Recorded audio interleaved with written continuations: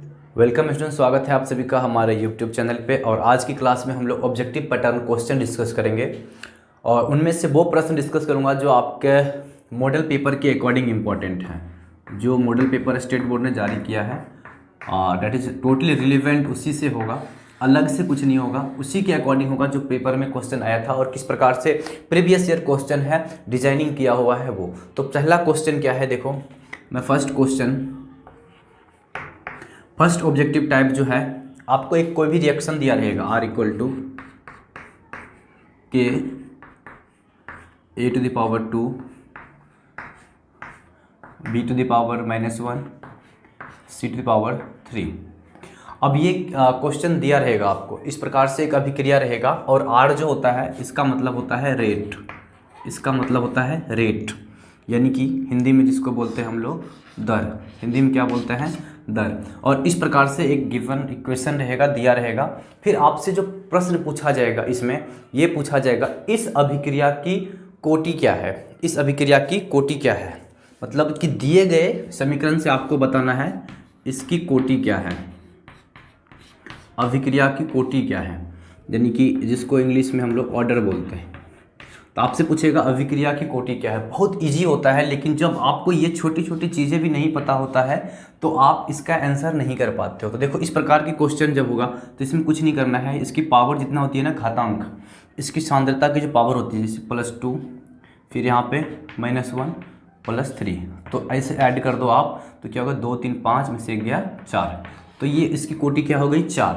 यानी कि ये आपसे जो ऑर्डर ऑफ रिएक्शन होगा, कहेगा ऑर्डर ऑफ रिएक्शन क्या होगा या कोटि इस अभिक्रिया क्या होगी, तो आंसर क्या हो जाएगा 4। ध्यान से देखें, बहुत इंपॉर्टेंट है इसलिए क्योंकि मैं देखा हूँ आपके मॉडल पेपर में ये क्वेश्चन बना हुआ है और जो प्रीवियस ईयर है उसमें भी पूछा हुआ है कि अगर इस प्रकार की कोई अभिक्रिया लिखा हुआ है तो उसका कोटि क्या होगा। तो कोटि निकालने के लिए क्या होता है, जो सांद्रता का घातांक होता है, पावर जो होते हैं इसकी, जो कंसंट्रेशन की पावर होती है, उसको जोड़ देते हैं, उसको क्या करते हैं, ऐड कर देते हैं, और वही उसकी क्या होती है, कोटि होती है। यहाँ से देखो फिर से एक पहली प्रश्न ये होगा कि इस अभिक्रिया की कोटि, इस लाइन को आपको समझना जरूरी है, अभिक्रिया की कोटि, अभिक्रिया की कोटि, तो आपका आंसर क्या होगा, बोलो सब कोई 4, ठीक है। और दूसरा प्रश्न इसी से आपको समझाता हूं, ए की सापेक्ष में कोटि, ए की सापेक्ष में कोटि।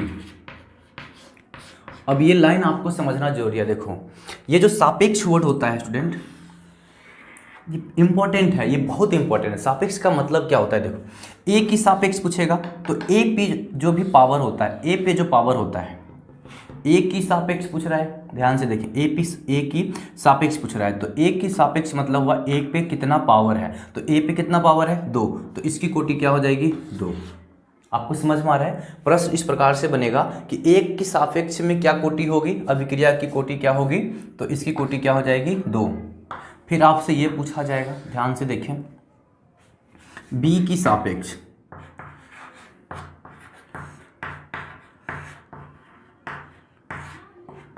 जल्दी से बोलो बी की सापेक्ष में क्या होगा, तो बी की सापेक्ष में इसकी पावर देखो क्या है -1, तो बी की सापेक्ष में क्या हो जाएगी -1। फिर मैं आपसे पूछता हूँ सी की सापेक्ष में, सी की सापेक्ष में कोटि क्या होगी, तो आपका जवाब क्या होगा, जल्दी से बताओ आप लोग, सी की सापेक्ष में, तो सी पे पावर 3 है तो इसकी कोटि क्या हो जाएगी 3।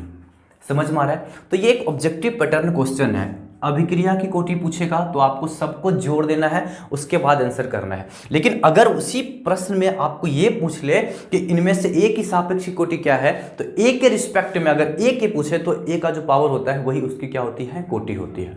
फिर देखो यहाँ से बी की -1। अब इसी प्रश्न से दूसरा प्रश्न एक जनरेट होगा, आप लोग क्या करो, इसको अच्छे से नोट करो। फिर मैं क्वेश्चन टाइप 2 बताता हूँ और यहीं से आपको समझ में आ जाएगी। क्वेश्चन का टाइप 2 बताता हूँ, इसको नोट कर लो आप लोग, ध्यान से देखें। अब मैं आपसे ये पूछता हूँ, मैं आपको बता चुका हूँ तीसरा ऑब्जेक्टिव है कोटि से रिलेटेड, ये समझें, कोटि कभी भी आप देख के नहीं बता सकते, मतलब थ्योरेटिकली आप नहीं बता पाओगे, थ्योरेटिकली जिसको क्या बोलते हैं, सैद्धांतिक थ्योरी से आप नहीं बता सकते, theoretically can not be determined, मतलब उसकी आप थ्योरेटिकली उसे नहीं बता पाओगे। थ्योरेटिकली जैसे बोलते हैं ना, तो आप देख के अभिक्रिया को नहीं बोल सकते कि ये जीरो ऑर्डर होगा, फर्स्ट ऑर्डर होगा। कई बार आपका तुक्का सही भी हो जाएगा, कई बार गलत भी हो जाएगा। तो ये कैसे पता चलता है? एक प्रैक्टिकल के थ्रू पता चलता है। यह कैसे पता चलता है? कोटि की वास्तविक ज्ञान जो होती है, कोटि की जो वास्तविक बातें होती है, वो हमें प्रायोगिक विधि से पता चलता है। वह हमें प्रायोगिक विधि द्वारा ज्ञात करना होता है, ज्ञात करना होता है। ध्यान दें, ये 3-4 ऑब्जेक्टिव मैं आपको कोटि से रिलेटेड करा दिया। यही 4 बनेगा आपके एग्जाम में, क्वेश्चन जब भी आएगा। थ्योरेटिकली आप नहीं बता सकते। ऑप्शन रहेगा अभिक्रिया की कोटि को किस प्रकार से ज्ञात किया जा सकता है, निम्नलिखित में से अभिक्रिया की कोटि क्या है, ए की सापेक्ष में क्या है, बी की सापेक्ष में क्या है, माइनस संभव है क्या, प्लस संभव है क्या, पूर्णांक में संभव है क्या। इन सारी क्वेश्चन का जवाब आपको दे दिया हूं। आप अच्छे से नोट बना लें और अच्छे से तैयार कर लें अपने एग्जाम के लिए। नेक्स्ट टाइप का क्वेश्चन क्या बनेगा ऑब्जेक्टिव का, वो आता हूँ क्वेश्चन का पैटर्न, नया क्वेश्चन ऑब्जेक्टिव टाइप पैटर्न में। ऑब्जेक्टिव टाइप 4 पे आते हैं हम लोग, कोटि से रिलेटेड किस प्रकार से क्वेश्चन बनेगा। तब तक आप नोट कर लें। चलिए देखिए, मैं नेक्स्ट टाइप 4 बताता हूँ। जैसे एक आप एग्जांपल मान लो कि एक आपके पास अभिकारक जो है ए है। अभिकारक क्या है स्टूडेंट? ए है, और इससे बन रहा है अपना प्रोडक्ट। प्रोडक्ट यानी कि उत्पाद बन रहा है इससे, ठीक है। और आपको बता दिया मैं कि जो ऑर्डर होती है रिएक्शन की, वो एक एक्सपेरिमेंटल चीज़ें होती है। वो क्या होती है? एक्सपेरिमेंटल चीज़ें होती है। कहने का मतलब आप देख के नहीं बोल सकते हो। मैं आपसे पूछता हूँ इसकी कोटि क्या होगा, तो आपका जवाब ये होना चाहिए कि आप ऐसे सर देख के नहीं बता सकते हैं कि यह किस कोटि की अभिक्रिया है। तो मैं मान लेता हूँ इसकी जो कोटि है, अगर ऐसे लिखते हो कोटि equal to R equal to K A to the power, तो इसका सर मान लेता हूं मैं कि इसकी जो कोटि है वो n है। ध्यान से समझे, मैंने लिखा ये r equal to K A to the power n। इतना तो आप लोग को लिखने आता ही होगा। जो हम रेट लिखते हैं, ये रेट का जो लॉ लिखते हैं, रेट यानी कि दर, इसका एक लिखने का तरीका होता है। यह जो है यहाँ ये लिखा और उसके पावर कुछ लिखते हैं, पावर। और वो पावर क्या होती है? कोटि होती है। कई बार यहाँ की जो स्टैक्योमेट्री होती है वही उसकी पावर होती है, लेकिन मैं आपको बताऊँ वो सब कॉम्प्लेक्स हो जाएगी थोड़ी सी, क्योंकि अभी आप समझ नहीं पाओगे। उसके लिए मुझे एक सेंटेंस बोलना पड़ेगा कि अगर हम रिएक्शन को एलिमेंट्री मानते हैं, यानी कि एक पद की अभिक्रिया मानते हैं, तब जाके होगा। लेकिन मैं ये चीज़ें अभी डिस्कस नहीं करूँगा, क्योंकि आप भी कंफ्यूज हो जाओगे, वो पूरा डिटेल हो जाती है चीज़ें। अभी तो आपको ये मानना है एक अभिकारक है सर ए और बना रहा है प्रोडक्ट, प्रतिफल, उत्पाद जिसको बोलते हैं, और इसकी जो रेट होती है sir are equal to K A to the power N, right. इस प्रकार से लिखने के बाद देखो, रेट जिसे आप बोलते हो दर, इसको अगर अच्छे से आप बिल्कुल आराम से समझने की कोशिश करते हो तो यह कुछ नहीं होती है, यह होती है मोलरिटी अपॉन टाइम। अपॉन क्या होता है? टाइम। ध्यान से देखें, यह क्या होती है? Molarity upon time. और मोलरिटी की जो इकाई होती है स्टूडेंट, इसकी जो इकाई होती है, 12th वाले को इतना तो आता ही होगा। मोलरिटी की जो होती है इकाई, वो होती है मोल पर लीटर। ध्यान से देखें, मोल पर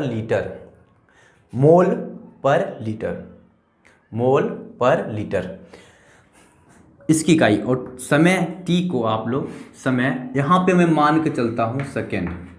आप मिनट भी ले सकते हो, आप आवर भी ले सकते हो, ईयर भी ले सकते हो, कुछ भी है वो समय। तो ठीक है, यह क्या हो गया? मोल पर लीटर और समय। ये आपको समझ में आ गया? ध्यान से देखें, इसकी जो इकाई होगी, ये बहुत ही इंपॉर्टेंट ऑब्जेक्टिव पैटर्न बनता है। और यहाँ से मैं बता रहा हूँ, आप एक बार सीख लो, 100% आता है, क्योंकि ये 3-4 बार एग्जाम में पूछा हुआ है। तो इसकी सर मोलरिटी की जो इकाई होती है वो होती है मोल पर लीटर, और समय क्या हुआ? सेकेंड। इसको अच्छे से लिखने की कोशिश करो एक बार और ध्यान से देखें आप लोग। तो इसको ऐसे लिखेंगे, मोल पर लीटर आ रहा है समझ में सबको। और ये जो सेकेंड नीचे है ऊपर जाएगा तो ये क्या हो जाएगा, सेकेंड इनवर्स। इतना समझ में आया कि आपको जो नीचे होती है इसको अगर ऊपर लिखने आए तो इन्वर्स कर देते हैं, -1 कर देते हैं। ये बेसिक गणित होती है, इतना तो आना ही चाहिए आपको। तो इधर से देखो आपको क्या मिल रहा है। इधर से जो इसकी इकाई मिल रही है वो इकाई क्या मिल रही है रेट की, मोल पर लीटर पर सेकेंड, मोल पर लीटर पर सेकेंड। ध्यान से देखिए, मोल पर लीटर पर सेकेंड। तो मैं यहाँ पे एक काम करता हूँ, इधर जो इकाई मिल रही है सर वो मिल रही है मोल पर लीटर पर सेकेंड। इतना समझ में आया। सिमिलरली इधर देखो के, ये हुआ के, और ए यह भी एक सांद्रता है। यह क्या है, सांद्रता है। तो सांद्रता कहने का मतलब सर मोलरिटी, सांद्रता कहने का मतलब क्या हुआ, मोलरिटी, कंसंट्रेशन। और मोलरिटी की इकाई आपको पहले से पता है क्या होता है, मोल पर लीटर। तो यहाँ पे क्या लिखोगे आप, मोल पर लीटर, और इसका पावर क्या है n। ये समझ में आ रहा है आपको किस प्रकार से लिखा, मोल पर लीटर पर सेकेंड। जो r की इकाई यहाँ से मिला मुझे, और इसके बराबर में k था। फिर यहाँ पे ये सांद्रता है चूंकि, तो मोलरिटी का होता है मोल पर लीटर और पावर में n। मैंने मान के चल लिया कि इसकी जो कोटि है इस अभिक्रिया की वो क्या है, n है। तो यहाँ से आपको इतना गणित तो आता ही होगा। अगर इस पे पावर कुछ नहीं है तो इस पे पावर क्या होता है, 1। ये समझ में आ रहा है आपको। अब ये चीज़ें को आप इसके नीचे ले आओ, इन चीज़ों को यहाँ पे ले आओ, तो देखो क्या मिलेगा। ये आपको मिलेगा मोल पर लीटर टू द पावर, ऐसे हो जाएगा। और ये चीज़ें जो यहाँ पे था वो क्या आ जाएगा नीचे, मोल पर लीटर, और इसके पावर क्या है n, और ये क्या है 1, और यहाँ पे इसके साथ में क्या लिखा हुआ है, सेकेंड इनवर्स बराबर के। ये आपको आ रहा है समझ में। अब के आ गया तो इसको अच्छे से फिर से रीअरेंज करो, आप अच्छे से मैनेज करते हैं। देखो आपको पता है इस प्रकार की जो इक्वेशन होती है, जैसे इससे रहता है x पावर m और x पावर n होता है। तो आप लोगों ने 9th में ऐसे पढ़ा होगा। ये क्या हो जाता है, x पावर m बटे x पावर n होता है। तो ये क्या करते हैं, x power m minus n कर देते हैं। ये घातांक क्या करते हैं, इसको जो होती है ना पावर, उसको माइनस कर लेते हैं। तो यहाँ पे भी देखो मोल पर लीटर पावर 1 है और मोल पर लीटर पावर n है। तो इसको जैसे ही मैं बोलता हूँ क्या करो, आप घटा लो, तो आपको k बराबर क्या मिल जाएगा, k बराबर मिल जाएगा यहाँ से सर, ये हो जाएगा मोल पर litre to the power 1 minus n और सेकेंड इनवर्स। ये ब्रह्मास्त्र है, ये ब्रह्मास्त्र है, इसको याद रखो यार, ये तो 100% आते हैं। तो के जो होता है वो होती है स्थिरांक, क्या होती है, स्थिरांक, यानी कि कौन वेग स्थिरांक बोलते हैं इसको, रिएक्शन कांस्टेंट, यानी कि वेग स्थिरांक। क्या होती है, वेग स्थिरांक, यानी कि रिएक्शन कांस्टेंट, रिएक्शन कांस्टेंट। और यहाँ से जो आपको के की जो मात्रक मिली है ना, इकाई मिली है ना, ये बेहतरीन है, बेहतरीन। अगर इसको आपने याद कर लिया ना तो आपका 2-3 ऑब्जेक्टिव तो यहीं से भी केमिकल काइनेटिक्स आपको हिंट मिल जाएगा। क्योंकि ये यार ये बहुत इंपॉर्टेंट होता है, यहाँ से ऑब्जेक्टिव बनता ही बनता है। कैसे डिराइव किया उसको मैं कोशिश करता हूँ आपको समझाने का। देखो R इक्वल टू लिखा आपने के A to the power n आपने मान लिया यही हमारी क्या है, कोटि है, अभिक्रिया की यही क्या है, हमारी कोटि है। तो फिर रेट का क्या होता है, रेट होगा तो आपको पता है रेट दर जिसको बोलते हैं वो समय के साथ में चेंजिंग ही होता है। तो यहाँ पे मोलरिटी अपॉन टाइम, मोलरिटी की मात्रक होती है मोल पर लीटर और समय को मैंने ले लिया सेकेंड में। तो ये देखो मोलरिटी का हो गया मोल पर लीटर और सेकेंड में। तो यहाँ से क्या हो गया, मोल पर लीटर और सेकेंड नीचे था तो ऊपर गया तो सेकेंड इनवर्स मतलब माइनस में। फिर इधर लिखा आपने के और यहाँ पे ये ए का लिखा मोल पर लीटर पावर में n, इसको इधर लिया x बटे वाई वाला सीधा कॉन्सेप्ट, x बटे x power m upon x power n बराबर x power m minus n। एकदम बेसिक गणित है, 9वां 10वां गणित है। वहाँ से जैसे मैनेज करोगे तो k जो आएगा, k का मात्रक का जो k जो निकला है वो अगर वो क्या निकला है, मोल पर लीटर। देखो l power -1 1 minus n second inverse, second पर पावर -1। ये अगर आपको याद हो गया ना तो यहाँ से एक ऑब्जेक्टिव बनता है, बेहतरीन ऑब्जेक्टिव बनता है, बहुत ही शानदार, उसको आप आराम से कर लोगे। चलिए इसको नोट कीजिए, फिर मैं वो ऑब्जेक्टिव आपको बताता हूँ किस प्रकार से आएगा। देखो समझने की कोशिश करते हैं। आपको क्वेश्चन इस प्रकार से आ जाए, k इक्वल टू 10 गुने 10 पावर माइनस 10 सेकेंड इनवर्स, बस इतना ही लिखा हुआ है, k equal to 10 power minus 10 second inverse. आपसे पूछेगा कि दिए गए से बताओ कि इसकी कोटि क्या है, इस अभिक्रिया की कोटि क्या रही होगी। बहुत इंपॉर्टेंट, बहुत इंपॉर्टेंट। अरे एक ही लाइन से आंसर आता है। देखो आपको अगर ये याद है, ये फॉर्मेट याद है, तब तो आप आराम से कर लोगे। ध्यान से देखो, ये क्या आया था, मोल पर litre 1 power minus 1 second inverse. अब पूछ रहा है क्या, कोटि। तो इसका आंसर क्या होगा वो समझो। आपके पास ऑप्शन रहेगा इसमें 1 2 3 4 5 ऐसे करके रहेगा। तो आपको क्या ध्यान रखना है, देखो अगर n की मान इसमें आप 1 रखते हो, पहले 0 रखो, ध्यान से देखो, क्योंकि 0 ऑर्डर में संभव है। तो यहाँ पे आप n की मान 0 रखो। तो n की मान जैसे 0 रखोगे मतलब n इक्वल टू अगर क्या हुआ 0, तो k बराबर क्या आ जाएगा, k इक्वल टू आ जाएगा मोल पर लीटर, ये 1 हो जाएगा और ये सेकेंड इनवर्स हो जाएगा। तो देखो ये k की जो इकाई आपको मिला है, ये जो मिला है, ये क्या इससे मिल रहा है, क्या इससे मिल रहा है, दोनों नहीं मिल रहा है। ध्यान से देखें, तो इसका मतलब ये 0 संभव नहीं है, 0 संभव नहीं है। तो n इक्वल टू n 1 रख देते हैं। बस 1 मिनट देख लो, आपको समझ में आ जाएगा। 1 रखा तो जैसे ही यहाँ पे 1 रखोगे, ध्यान से देखो, तो 1 माइनस 1 क्या हो गया, 0। किसी भी चीज़ पावर 0 क्या होता है, देख लो अच्छे से। Sorry, mole litre inverse 1 minus 1 second inverse. तो 1 माइनस 1 क्या हो गया, 0। किसी भी चीज़ पे पावर 0 क्या होता है, 1 होता है। देखो x पावर 0 क्या होगा, 1। तो इस प्रकार से ये क्या हो जाएगा, 1। तो यहाँ पे क्या निकल कर आएगा, सेकेंड इनवर्स। तो इसका मतलब ये जो है, यह किस ऑर्डर की अभिक्रिया है, फर्स्ट ऑर्डर की अभिक्रिया। किस ऑर्डर की अभिक्रिया है, फर्स्ट ऑर्डर की अभिक्रिया। बहुत इंपॉर्टेंट, बहुत ही इंपॉर्टेंट। आपको इसी प्रकार से प्रश्न में पूछा जाएगा। सिर्फ और सिर्फ ये लिख देगा k का मान, और आप बस यहाँ से इसको पकड़ा और यहाँ से आइडिया लगाना शुरू किया, कोटि क्या संभव है। एक रख, पहले 0 रख के देखो, फिर 2 रख के देखो, 1 रख के देखो, और आपकी किताब में और आपके एग्जाम में, बोर्ड में ज़्यादा से ज़्यादा बस 2 ही कोटि तक आ सकता है, ज़्यादा से ज़्यादा 2 तक आ सकता है। तो करना क्या है भाई, 0 रख लेना, 1 रख लेना, 2 रख लेना, और जिसमें इकाई मिल जाए वही आंसर हो गया। 100% आपके मॉडल पेपर में प्रीवियस ईयर में ये प्रश्न पूछा हुआ है। आप 2-4 प्रश्न पे ट्राई करो और आपका काम हो जाएगा। इतना ईजी होता है ये सब टॉपिक्स, यहाँ से क्वेश्चन बनते हैं। अब हम लोग नया क्वेश्चन पैटर्न पे चलते हैं।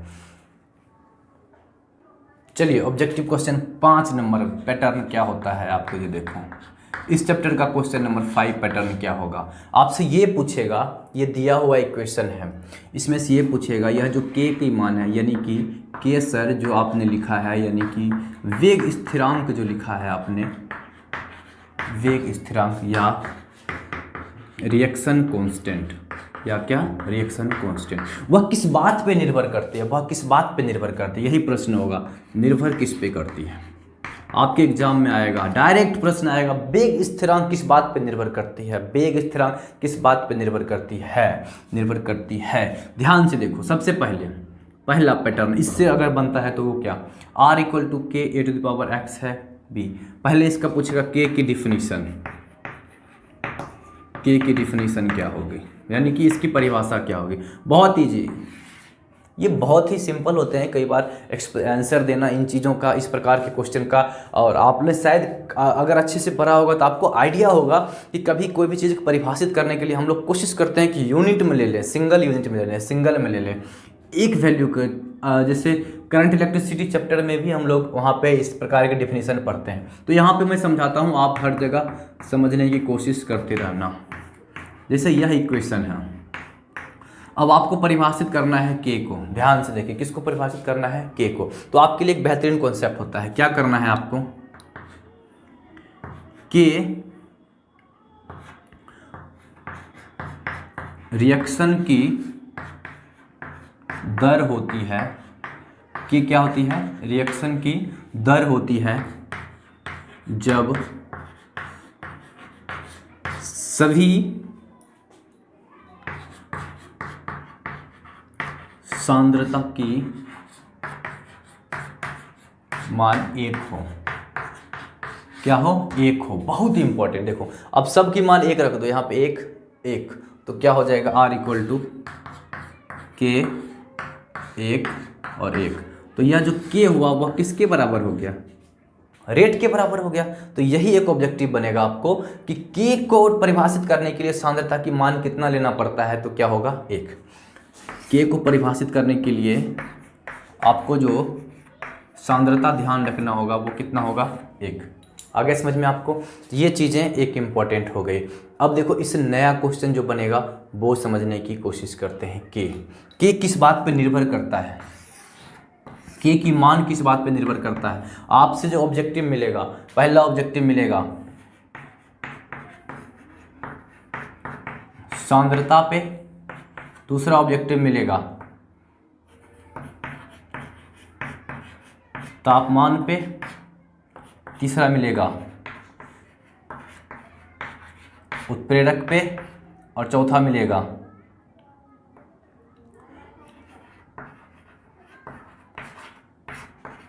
प्रकृति अभिकारक की।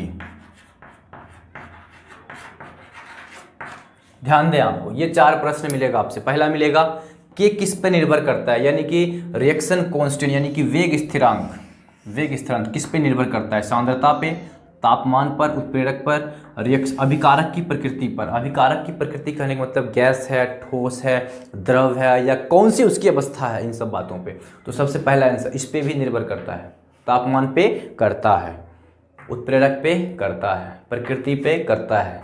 तो किस पे नहीं करता है, ध्यान दें, सांद्रता पर नहीं करता है। किस पे नहीं करता है स्टूडेंट, सांद्रता पे। बहुत इंपॉर्टेंट, नहीं करता है। के इस पे निर्भर नहीं होता है, कि इस पे निर्भर नहीं होता है। समझ में आया आपको। तो ये याद रखो यार, ब्रह्मास्त्र लाइन है, कि इस पे निर्भर नहीं करता है, ध्यान रखना है। क्यों, यहां समझो यार, आप K को तभी परिभाषित कर पा रहे हो जब आपने एक, सबका सांद्रता का मान कितना ले लिया 1। तो जब 1 ले लिया तो काम खत्म। जब जब आपको K को परिभाषित करना होगा, जब जब आपको K का मान निकालना पड़ेगा, आपको 1 लेना ही पड़ेगा, आपको 1 लेना पड़ेगा। तो आप जब K का मान निकालने में 1 ले लिया तो उस पर निर्भर अब नहीं करेगा। K जो भी निकलेगा वो 1 के रिस्पेक्ट में ही निकलेगा, 1 के रिस्पेक्ट में ही निकलेगा। तो आप जितना ही ध्यान रखो, ये सांद्रता पे निर्भर नहीं करता है, सांद्रता पे निर्भर नहीं करता है। ध्यान दें, सांद्रता पे निर्भर नहीं करता है, अच्छे से लिख लो, बहुत इंपॉर्टेंट है ये सारा का सारा ऑब्जेक्टिव इंपॉर्टेंट है। अब आप नोट करो, फिर नेक्स्ट क्वेश्चन, नेक्स्ट ऑब्जेक्टिव बताता हूँ जो डायरेक्ट पूछेगा आपके एग्जाम में। चलिए नेक्स्ट प्रश्न जो आपसे पूछेगा वो पूछेगा आणविकता, यानी कि ऑब्जेक्टिव शायद 6 नंबर है, ये ऑब्जेक्टिव का 6 या 7 है, देख लेना आप लोग, 6 या 7। नेक्स्ट प्रश्न जो इससे बनेगा इस चैप्टर से वो पूछेगा आणविकता से। कोई भी अभिक्रिया आपको दे देगा और उसकी आणविकता आपको बताना होगा। क्या बताना होगा, आणविकता, मॉलिक्यूलरिटी ऑफ दैट रिएक्शंस। इसकी मॉलिक्यूलरिटी कितना है याद रखें। आपको जो समझा रहा हूँ एक ही बार समझने की कोशिश करें और आराम से समझ में आ जाएगा। मान के चलो 2 चीज़ें के बीच अभिक्रिया हो रही है, 2 चीज़ें के बीच, जैसे इन दोनों के बीच हो रही है, तो ये दोनों आपस में आएंगे, टकराएंगे। ठीक है, ध्यान समझो, इन दोनों आपस में आएंगे और टकराएंगे। टकराने के बाद ये अगर जोर से टकराया, टूटा फूटा और कुछ नया बन गया, ये तीसरा। समझ में आया आपको। तो कहने का मतलब, आणविकता कहने का मतलब ये होता है, आणविकता कहने का मतलब ये होता है स्टूडेंट कि कितने चीज आपस में मिल रहे हैं, कितने चीज आपस में मिल रहे हैं, आपस में मिल रहे हैं। ये आपस में टकराना, यानी कि संघटन जिसको बोलते हो, टकराना लिख देता हूँ मैं, आपको ज़्यादा मेरे भी आसान होंगे। टकराना, आपस में टकराना, कितने कितने अणु आपस में टकराए हैं, आपस में टकराए हैं, और टकराने के बाद उसने उत्पाद बना दिया। ध्यान से देखें, उसने क्या बना दिया, उत्पाद। यानी कि टकराना ही जरूरी नहीं है, टकराने के बाद कितने ने मिलके क्या बना दिया, उत्पाद बना दिया।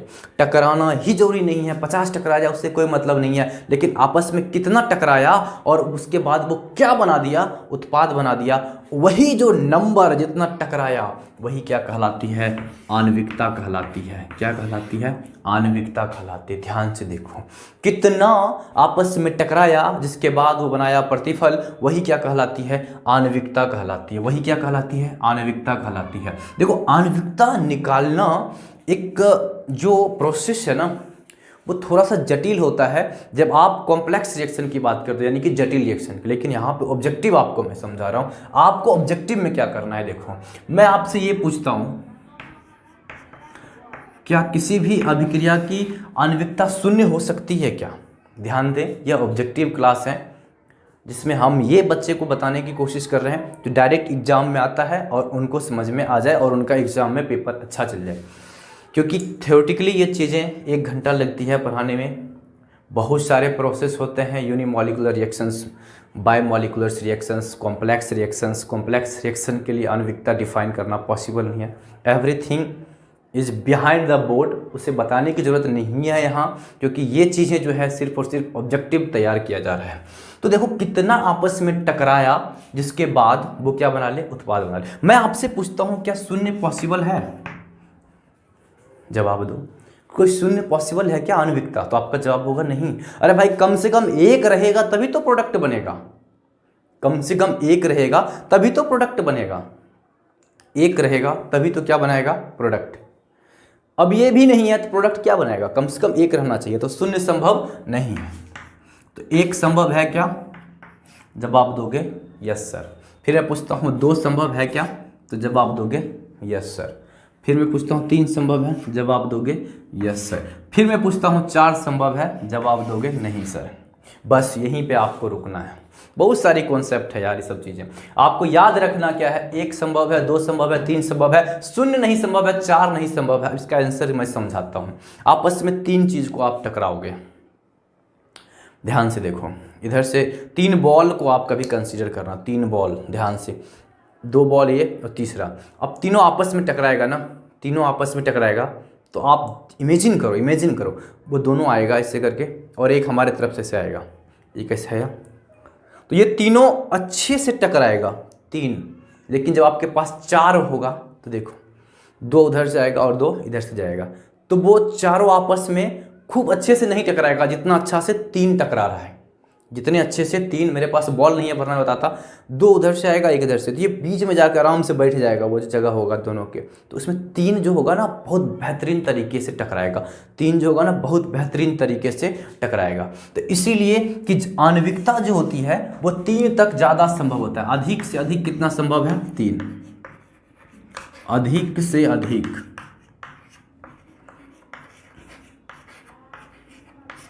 3 संभव है। शून्य संभव है क्या? बोलो नहीं। 1 संभव है, 2 संभव है, 3, 4 नहीं है संभव, क्योंकि ये एक अलग कॉन्सेप्ट आता है जिसको बोलते हैं इफेक्टिव कोलिजन। क्या बोलते हैं? इफेक्टिव कोलिजन, प्रभावी संघटट बोलते हैं शायद, जो टकराना जो होता है प्रभावी, मतलब इफेक्टिव कितने तरीके से टकरा रहा है कि वो क्या बना ले, उत्पाद बना ले। तो आपको उतना नहीं ध्यान, अभी तो बस इतना, ये 3 संभव है। फिर मैं आपसे पूछता हूँ क्या 2/3 संभव है क्या? आणविकता 2/3 संभव है? तो आपका जवाब होगा नहीं सर, 2/3 कैसे संभव होगा? 1 आदमी टकराएगा, 2 आदमी टकराएगा, आधा कैसे टकराएगा? समझ में आ रहा है? तो कभी भी ये जिसको आप क्या बोल सकते हो, भिन्न में नहीं होगा। भिन्न यानी कि इंटीजर 1/2 नहीं हो सकता है, 1/3 नहीं हो सकता है, 2/3 नहीं हो सकता, इस प्रकार की बातें नहीं हो सकती हैं। तो यही है कि आणविकता किसी भी मॉलिक्यूल का क्या संभव है। ठीक है, फिर नेक्स्ट देखो आणविकता से क्या प्रश्न बनता है। ध्यान दें आप, 7-8 ऑब्जेक्टिव तो हो ही चुका है 8। फिर हम लोग नया प्रश्न पे आते हैं। आप लोग लिखते भी जाएं आणविकता क्या क्या संभव है। कुछ ऐसे प्रश्न दे देगा, आप ध्यान दें।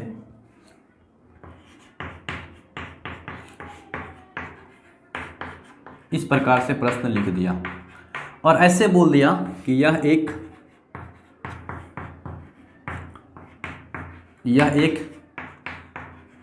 पद वाली अभिक्रिया है। क्या है? एक पद वाली अभिक्रिया है।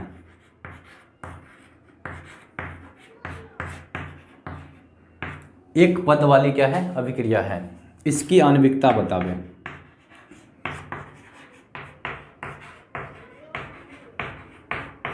इसकी आणविकता बतावे, तो बताओ क्या जवाब होगा आपका।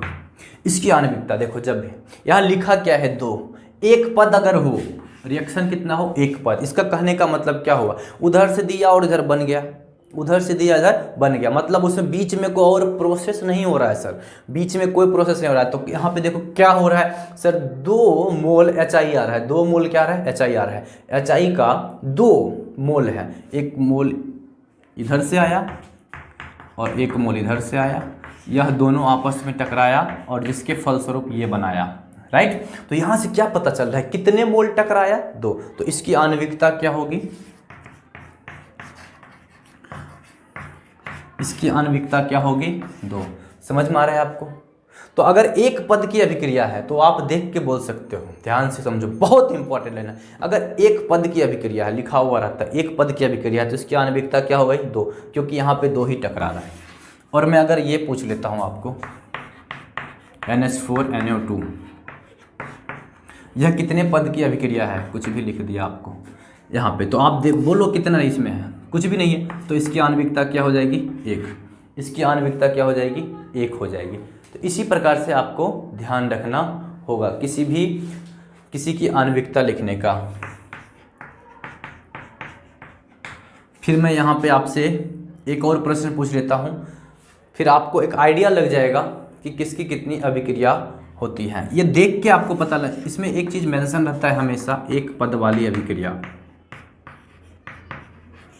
एक पद वाली अभिक्रिया। तो एक पद वाली अभिक्रिया को आप देख के बता सकते हो, लेकिन ऐसी अभिक्रिया होगा जो 4-5 स्टेप में हो रहा होगा, 6-7 स्टेप में हो रहा होगा, तब उसमें आप कभी भी नहीं बता पाओगे, कभी भी नहीं बता पाओगे। तो मैं आपको एक लाइन लिख देता हूं, इसके बाद फिर आप अच्छे से चलिए ध्यान दें। एक लाइन लिख देता हूं, जो एक पद की अभिक्रिया होती है, एक पद की जो अभिक्रिया होती है, जो सिंगल स्टेप अभिक्रिया होती है, कहने का मतलब इधर से दिया और उधर बन गया, तो एक पद की अभिक्रिया की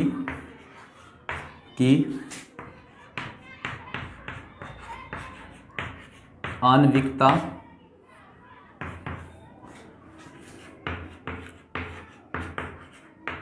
देखकर बताया जा सकता है। समझ में आ रहा है आपको, देखकर बताया जा सकता है।